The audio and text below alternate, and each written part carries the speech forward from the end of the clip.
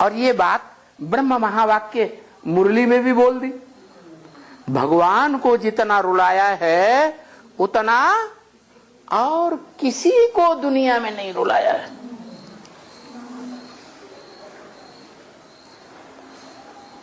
अरे दुनिया कहेगी अरे भगवान भी इनका रोता है? वो भगवान का आएगा जो रोए? भगवान दुख की दुनिया बनाता है या सुख की दुनिया बनाता है? तो सुख की दुनिया बनाने वाला खुश रहेगा, खुद खुश रहेगा तब तो दूसरों को सुख देगा। खुद ही सुखी नहीं होगा तो दूसरों को सुख देने वाली सुखदायी दुनिया कैसे बनाएगा? है? तो ये तो बात उल्टी हो गई कि भगवान भी रोता है। हाँ, वास्तव में भगवान नहीं रोता है। क्या? भगवान जब इंसान होता है, जब तक मनुष्य होता है, मन चलाता है अंदर अंदर, मन में अंदर अंदर कुछ न कुछ संकल्प चलता है, तब ही रोता है। क्या? जब नो संकल्प एटाल में बिंदी और निरंतर के लिए बिंदी, क्या एक सेकंड भी कोई संकल्प ना आए, इच्छा मात्रम अविद्या, तो फिर रोने की बात होगी? है? रोने की बात नहीं।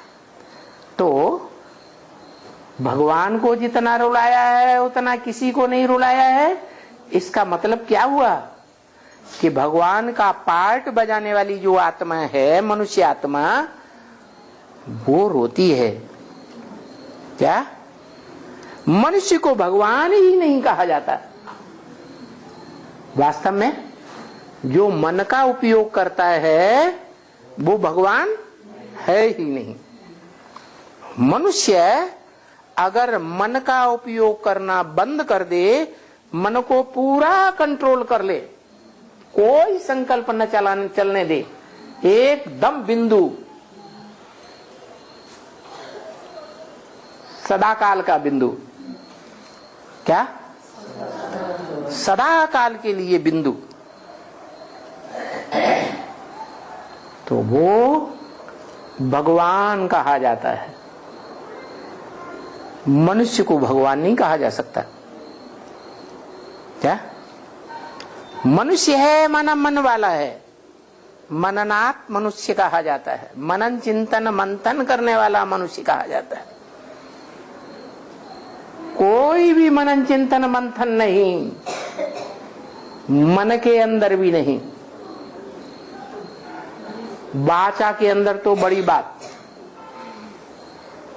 तो उसको भगवान कहा जाएगा। तो ब्रह्म वाक्य झूठा बोला या सच्चा बोला? क्या ब्रह्म वाक्य? भगवान को जितना रुलाया है उतना और किसी को नहीं रुलाया। अब क्लैरिफिकेशन भी दे दिया। भगवान कौन? इस सृष्टि पर सदा कायम कोई चीज है नहीं, सदा कायम एक शिव बाबा ही। और शिव बाबा किसको कहा जाता है?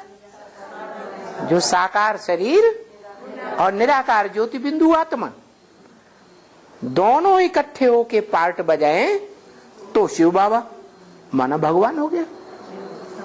हाँ, एक है उसकी संपन्न स्टेज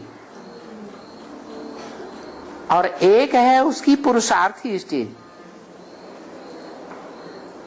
तो संपन्न स्टेज है, उसकी यादगार है शिवलिंग। क्या?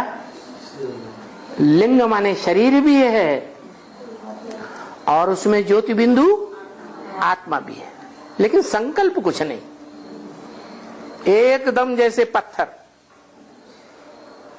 कोई भावना नहीं, कोई भावना का अतिरेक नहीं। क्या? तो बताया जिसमें कोई भी प्रकार की भावना नहीं रहती, भावना का अतिरेक होता ही नहीं कभी,